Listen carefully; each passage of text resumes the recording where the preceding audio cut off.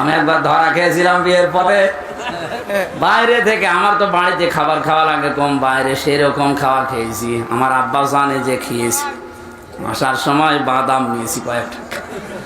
আমি বাড়িতে ঢোকার পরে বলছি, দাঁড়া, কি তোর কাছে কিছু আছে? না আছে। কি? বাদাম। কি করবি?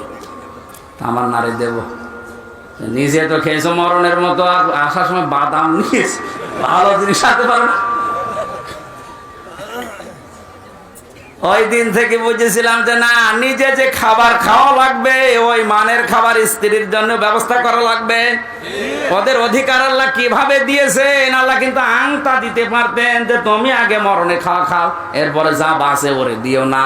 যতটুকু পারবেন, যতটুকু পড়বেন, খাবেন, ওই পরিমাণে ওই মানে দেওয়া লাগবে।